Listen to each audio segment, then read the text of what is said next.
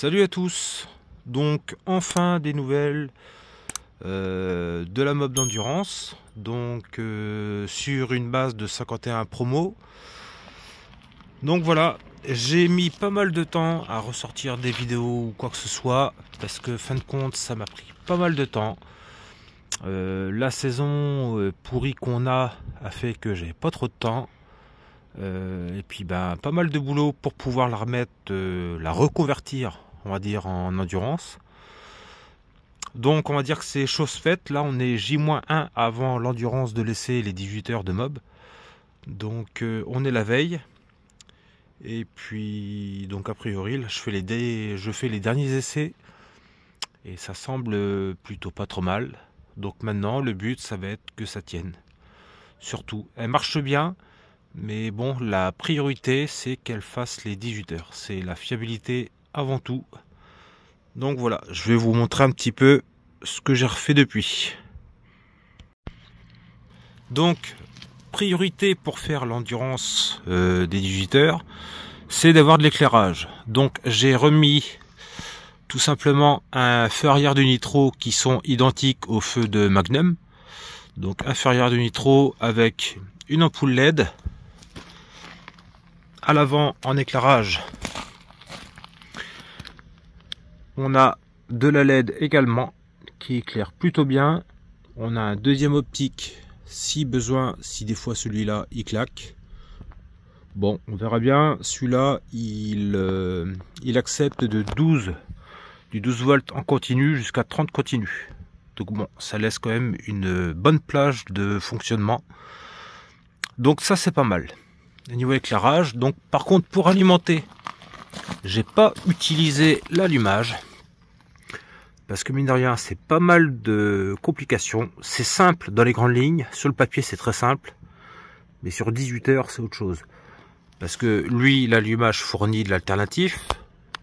J'ai bien mon fil jaune là que j'ai isolé, celui-ci c'est ce qui sert, c'est ce qui délivre la tension alternative non régulée pour faire la lumière. Ensuite il faut un régulateur et par là-dessus pour avoir du continu, donc il faut un redresseur.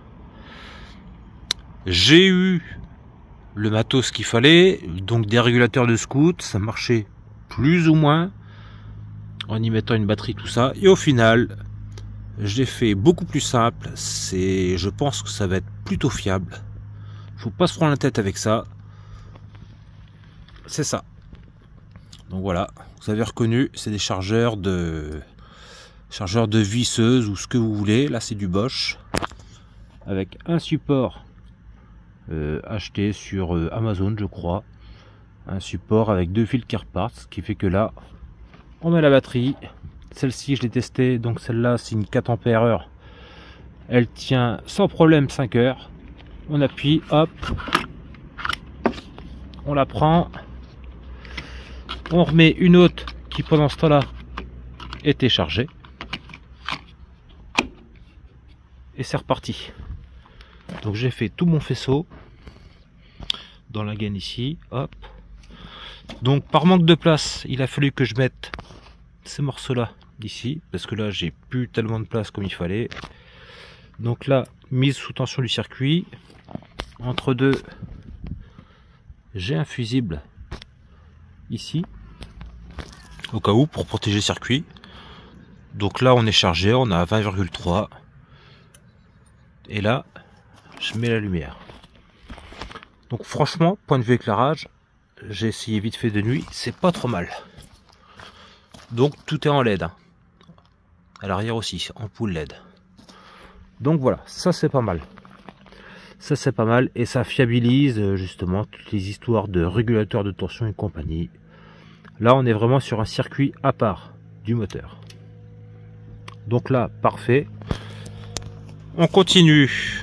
Donc au final, j'ai pas encore mis des protections mais je pense qu'on va en mettre histoire de faire coupe-vent par rapport au froid. Même si la météo s'annonce plutôt bonne, on sait jamais. Pour les doigts c'est pas plus mal. Alors, je vais remettre des bouts de plastique classique, hein. Franchement, je vais pas me faire chier avec ça. Donc, j'ai gardé la poignée d'embrayage de GPR qui fait office de frein arrière ici. J'ai rajouté un petit levier, donc ça c'est ce qui était monté sur ma 88. Je l'ai pris en dépannage. Petit levier plastique pas cher, mais ça fait le boulot. Donc levier de starter. Levier de starter parce que elle en a besoin vraiment à bas régime. Un petit coup de starter et c'est reparti. Alors on se reprend ici. Donc il y a eu un petit souci. J'ai eu un petit souci en fait au niveau des vidéos que j'ai pu prendre. Comme vous avez pu le voir à l'instant, ça a coupé net. Donc la veille de la course. Et en fait, toutes les vidéos d'après, j'ai perdu toutes les vidéos que j'ai faites après. Donc j'ai blablaté et tout ça dans le vide. Alors maintenant, on va essayer de reprendre ça. Donc il s'est passé pas mal de temps entre deux. Parce que donc là, on est au mois de février. Et donc par manque de temps, j'ai pas continué. J'ai pas eu le courage de reprendre suite à ça. Et donc là, on est forcément février et bien après la course. Alors, je vais reprendre un petit peu là où j'en étais. Donc, bon, vous pouvez voir, il y a des petits pansements. Hein. Alors, à l'arrière, j'avais fait tout bêtement un passage de roue avec un bidon de 20 litres. Un bidon de 20 litres noir. Qui se prêtait plutôt bien à la forme, à la largeur, tout ça de la mob. Donc on voit c'est pas nickel, hein, mais franchement ça faisait plutôt bien le taf pour adapter avec ces coques là, pour pouvoir protéger un minimum de l'humidité, même si ce jour là il a fait quand même assez bon. Enfin c'était même un temps assez exceptionnel. Donc voilà, j'ai fait la petite forme pour la roue. De ce côté là ça s'est bien passé. Ensuite, j'ai aussi mis du plastique, pareil, toujours avec du bidon, que j'ai redécoupé, c'est fixé vite fait, hein, mais c'était vraiment le minimum syndical, sachant qu'on n'a pas de garde-boue à l'arrière, donc c'était le minimum à mettre. Voilà pour ça. Niveau protection, donc on remarque que j'avais mis des pads à ce niveau-là. Il y en a des gros sur le côté, à l'avant. Il y avait ça aussi. Lui, fin de compte, il a sauté. La tige de l'amortisseur est vrillée, mais rien de méchant. Ce n'est que l'axe. A priori, le cadre n'a pas pris, tant mieux. Donc les amortisseurs, j'ai eu l'occasion de les démonter. On est bien d'accord. Donc ça, c'est l'amortisseur type chinois, hein, AliExpress. On est bien d'accord à l'intérieur. Il n'y a rien de chez rien. J'ai viré le ressort. Et une fois démonté, en fin de compte, la tige, elle reste dedans, elle bouge pas, il n'y a rien. Il n'y a pas d'air, il n'y a pas de... Il n'y a rien du tout à ce niveau-là. Alors, il y a des réglages. Hein. Je sais pas, ça m'étonnerait que ça fasse quelque chose. Dans la logique des choses, ça va rien faire. À la rigueur, on peut jouer plutôt sur la dureté du ressort. Mais voilà. Bon, ceci dit, niveau tenue de route, ça nous a suffi. Hein. Donc on va rester là-dessus. Hein. On continue au niveau des protections. Donc là, voilà, ça c'est pareil. On avait mis ça en bout de patte de lanceur. En fait, toutes les parties qui dépassent, il fallait protéger, mettre du téflon pour éviter de venir abîmer la piste. C'est surtout pour ça. Et aussi pour la machine. Donc à l'avant c'est pareil, mis sur l'axe de roue.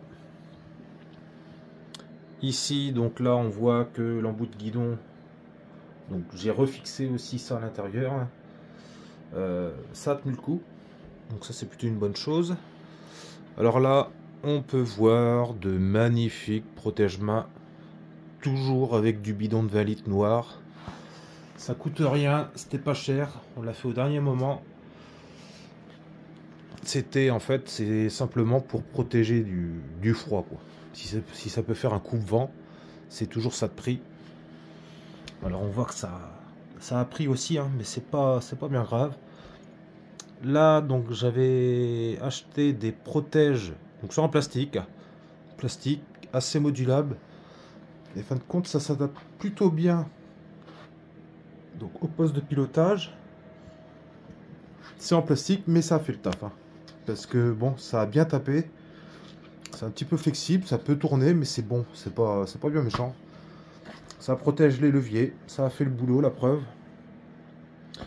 J'avais repeint la plaque devant, on avait mis le numéro, donc la LED, comme vous avez pu voir. Le garde-boue, j'en ai eu un aussi à pas cher, c'est un adaptable, hein. Disons qui enveloppe beaucoup mieux que l'ancien. Même si au final il faudrait une bavette à l'arrière ou que ça descende plus bas, vraiment pour protéger la partie moteur. Et puis même pour nous, quoi. Là c'est pareil, j'avais retaillé des écopes dans du plastique noir un peu plus enveloppante pour refroidir davantage le moteur. C'est pareil là-dessus, j'avais peur que ça accroche ou quoi que ce soit parce que ça reste assez flexible, mais au final c'est pareil, ça a fait le boulot. Au niveau de la boîte à air, j'avais refait encore une fois avec du plastique de bidon que j'ai reformé. Fin de compte, une protection pour éviter en cas de pluie que ça vienne tomber directement dans la boîte à air de karting. Alors sinon, niveau éclairage, le bouton n'a pas fait, donc en fait lors de la chute, parce qu'il y a eu une seule chute, et voilà, le bouton a dégagé au moment, je pense que c'est le pied qui, la botte ou je ne sais quoi, qui a accroché, et puis voilà, ça l'a arraché. Donc il a fallu voilà, encore modifier un petit peu le câblage. Alors c'est pareil, j'avais mis une petite protection avec un Serflex au niveau du silencieux. Donc on voit que ça a servi, ça a eu son effet parce que fin de compte lors de la chute ça a frotté, l'enveloppe est toujours bonne, sauf que par contre petit problème, à force de rouler les vibrations, elle tourne, alors que le silencieux lui il bouge pas, il est bien serré, mais ça c'est pas encore trop grave, ça c'est pas bien méchant. Donc voilà, hormis ça, on n'a pas eu de soucis majeurs. Alors par contre, on n'a pas fini. Je vais vous expliquer ça un petit peu, comment que ça s'est présenté. Alors petite chose aussi, sur lequel j'ai perdu beaucoup de temps, c'est la partie frein avant. Donc là en fait, ça c'est le mètre cylindre que j'avais sur ma 88. Avec la durite qui va avec, durite Avia. Et donc, on a pu le disque de chez Mir 35 en 220. Pas à cause du disque, mais fin de compte, parce que l'étrier RPM qui était dessus, pas moyen de le purger. J'ai voulu faire une purge tout bêtement en préventif pour dire on repart sur une bonne base, je change le liquide, terminé. Sauf qu'en fait, c'est la première fois que j'ai autant galéré sur une purge. Alors, et puis, pour dire, j'ai tout essayé, hein. J'ai tout essayé, tous les genres de purge. J'ai essayé avec d'autres étriers.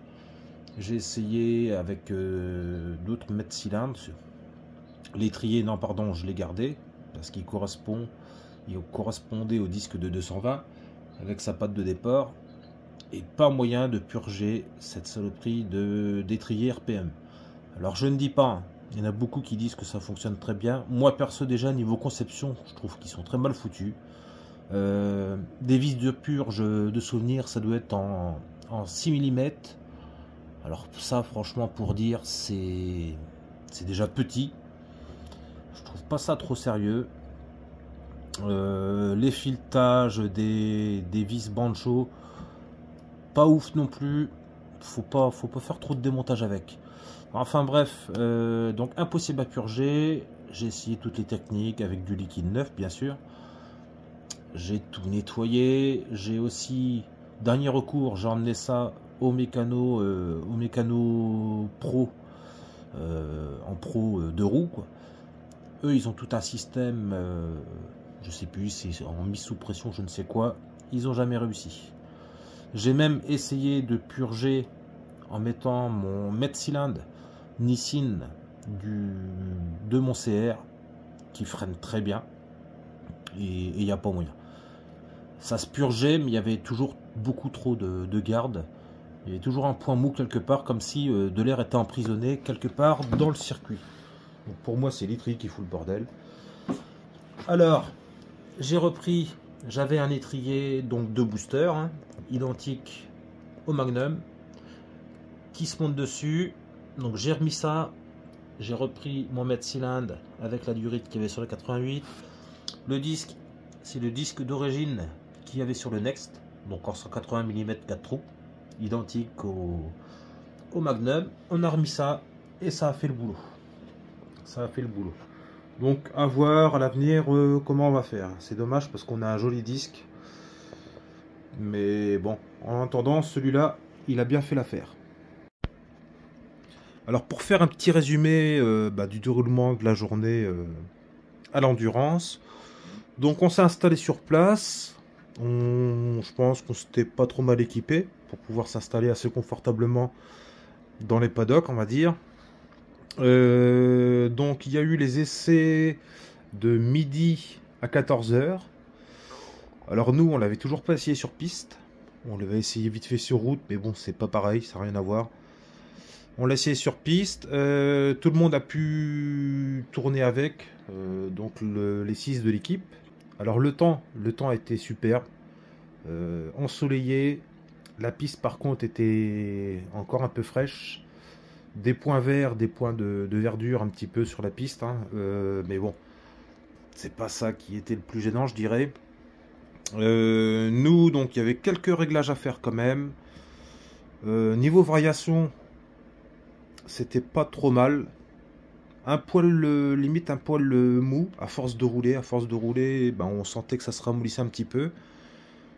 Par contre, vitesse de pointe, ben, c'était pas si mal. Faut pas plus court, mais ça suffisait largement. Niveau moteur, elle se comportait assez bien. Quand même. Bref, on a fait les 2 heures d'essai. On avait un petit doute, on la sentait mollir quand même sur la fin, sur la toute fin. Et c'est vrai que ça, c'est l'erreur qu'on a fait. C'est qu'on n'a pas fait de révision sur le moteur, hein, tel qu'on l'avait eu. Donc on a refait un piston, tout simplement, histoire de repartir sur une bonne base. Alors 18 h, départ de la course. Donc c'est un copain qui a fait le départ. Faut faire un départ en trottinette, trottinette classique, là, c'est la petite roue. Sur peut-être, je sais plus, une bonne centaine de mètres, 100-150 mètres. Ensuite, faut courir, faut la démarrer, hop, c'est parti. Donc pour faciliter le démarrage, c'est pareil, j'avais repris le starter à câble. Ce qui fait que nous, avec l'histoire de l'éthanol, on n'avait pas de souci de démarrage. Elle repartait. Donc départ lancé, donc ça roulait très très bien. Autant dire que nous, niveau conduite, on était un petit peu on était carrément dans les choux pour dire. En plus, fin de compte, des pneus pas adaptés pour ce genre de course, hein. Il faisait quand même assez froid et les pneus chauffaient pas. Il n'y avait rien à faire. Alors on n'a pas pris de risque. Mais à l'avenir, on va voir pour mettre autre chose, quoi. Donc départ lancé, ça part assez fort dès le début. Pour les autres, hein, je dirais. Nous, dès le deuxième tour, il y a eu une chute. Donc une jolie chute, hein. Voilà, c'est pour ça qu'il y a le bout de pansement. Donc la protection qui a dégagé. Le Diabolo, là ça a pris aussi. Donc au niveau de la cartouche. Et à ce niveau-là aussi. Rien de méchant, sauf qu'il a fallu rentrer parce que pas de lumière. Donc il a fallu qu'on chatte juste le bouton. Et puis c'est reparti, hein, dès le deuxième tour. Mais bon, c'est comme ça, c'est le jeu, c'est pas bien grave. On est reparti. Et puis à partir de là, ben, ça s'est plutôt bien passé. On a continué, on a roulé. Et jusqu'à un moment où ça a commencé à merdouiller. C'est dommage parce que là, on commençait vraiment à prendre du plaisir. Niveau moteur, ça allait très bien. Elle avait un super comportement, reprise et tout, nickel. Pour dire, elle marchait aussi bien que des liquides Malossi et compagnie. Là-dessus, niveau performance moteur, c'était pas le souci. Sauf que, Et là, c'est le drame. ben, malheureusement, je sais plus, vers minuit, 1 heure, la mob a déconné. Et puis, ben, là, ça a été la fin. Ça a été la fin. En fin de compte, le moteur nous a lâché. Et puis, erreur aussi de notre part, c'est qu'on n'avait pas de moteur de rechange. Et donc, ben, je vais vous montrer un petit peu ce qu'il y a eu au niveau du moteur. C'est bien dommage parce qu'elle fonctionnait super bien. Elle avait un bon comportement. Parfois, elle détonnait un petit peu, mais bon, on arrivait à continuer quand même. Malgré tout, au niveau de la chauffe, elle montait à 160 degrés. Elle stabilisait à 160. Elle bougeait pas plus. Et puis voilà. Donc, c'est dommage. C'est dommage qu'on n'ait pas pu finir. Mais bon, on va dire que ça fait partie du jeu. L'équipe n'était pas démoralisée pour au point. C'est plutôt bon. Et puis tout le monde est motivé pour continuer et améliorer la chose. Donc je vais vous montrer un petit peu côté moteur ce que ça a donné. Alors nous y voilà, moteur donc ouvert depuis un petit moment. Forcément c'était une des premières choses que j'ai voulu faire pour comprendre un petit peu ce qui s'était passé.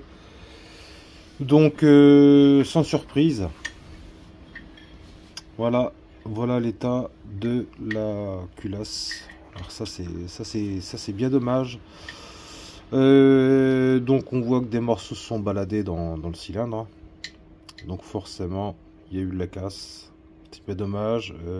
Donc elle telle qu'elle, elle peut pas retourner. À la rigueur, faudrait pourquoi pas essayer de la réaliser pour la passer pour un cylindre en 70 par exemple. Mais bon, voilà le souci un petit peu qu'il y a pu y avoir. Donc on va voir un petit peu d'où est-ce que ça peut venir. Le cylindre en lui-même, il a pris un tout petit accroc juste au-dessus, en haut de la lumière d'échappement. C'est pareil, c'est con parce qu'il a pas grand chose. Mais bon, c'est... Voilà. C'est le jeu. Et en fait, donc voilà la cause. Voilà la cause. Donc le vilebrequin Bidalo qui n'a pas tenu. Alors à ma grande surprise, il n'y a plus les petites masses de vilebrequin. Ceci dit, par contre, elle vibrait pas du tout. Hein. Niveau moteur, elle avait vraiment un comportement plutôt sain malgré tout. Et vous voyez, déjà là, il y a un petit souci. Et donc en fait, c'est la cage interne de la bielle qui a dégagé. Les morceaux sont remontés. Et puis voilà quoi, ça a fait de la casse. C'est con, on aurait dû s'arrêter avant, mais bon. C'est le jeu, j'ai pas ouvert le moteur et puis ben voilà ce qui s'est passé. Les carters eux n'ont rien. Il n'y a pas de fissure, il n'y a pas de marque, donc il faudra juste bien les nettoyer, mais pour moi il n'y a pas de souci, on peut les reprendre. Donc le piston qui à la base n'est pas vieux. Donc voilà, forcément ça marche beaucoup moins bien. Là on peut même voir qu'il y a encore un morceau là qui est juste posé à l'intérieur, une espèce de morceau un petit peu en acier bronzé. Bah là c'est pareil. Donc voilà la casse un petit peu. Alors niveau admission c'est pareil, rien de méchant. Par contre les clapets seront à remplacer. Que là on voit il est un petit peu dans le haut, il est un petit peu gratté. Mais là-dessus on n'a pas eu de souci d'étanchéité avec quoi que ce soit. Les clapets JDR là, franchement ils ont fait le boulot. Là-dessus on va pas dire. Alors affaire à suivre, c'est pareil au moment du démontage, c'est vraiment con parce qu'au niveau de l'allumage, j'avais fait mon repérage à la lampe strobo, j'avais fait mon petit marquage et malheureusement, puis comme un con, en fait, au moment de démonter le moteur, j'ai zappé de prendre le calage. Donc je sais pas combien il était monté. Et en fait, donc c'est un allumage qui n'est pas claveté. Ça c'est un Ducati type Malossi, donc le Ducma. Enfin Ducma, voilà, Ducati Malossi quoi. A priori, moi je les connais pas trop, mais c'est ni plus ni moins un Ducati type AM6 et compagnie quoi. Pareil que c'est des allumages robustes qui font le boulot. Alors niveau calage, par contre, je suis pas sûr de mon coup. Si toutefois vous avez des avis là-dessus, à combien est-ce qu'on les remet à 1.3, 1.5 d'avance, je sais pas du tout. Sachant qu'apparemment il varie un tout petit peu. Ça serait variable un tout petit peu. Je ne sais pas trop comment ça marche, je les connais pas trop cela. Donc voilà, à la rigueur, si vous pouvez me redire là-dessus, ça serait sympa, parce que je trouve pas grand-chose. Voilà pour ça. Partie allumage, rien à signaler. Ça a vraiment fait le boulot, on n'a pas touché au poids ou quoi que ce soit. Aucun souci au niveau du variateur. Là-dessus, nickel. Donc maintenant, affaire à suivre, on va voir justement pour les nouvelles configurations. Donc on va se prévoir deux moteurs complets, et on va très certainement passer en liquide. Donc c'est pareil, sûrement peut-être passer sur du liquide en Doppler.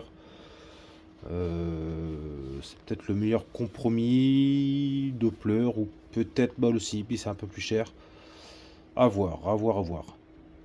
Donc voilà pour les nouvelles de la mob. Donc il y a encore du boulot. Maintenant on va tout désosser au niveau de la machine. Elle va repartir en peinture. Donc les pneus, on va repasser certainement en bridge. Du pneu qui accroche mieux, qui nous mettrait plus à l'aise pour rouler convenablement. C'est pareil, on va virer la coque arrière de Magnum, on va passer sur une monocoque. J'ai une monocoque type BWRS qui traîne, donc on va la mettre, et puis ça va permettre de rabaisser le point de gravité et puis de la mettre plus maniable.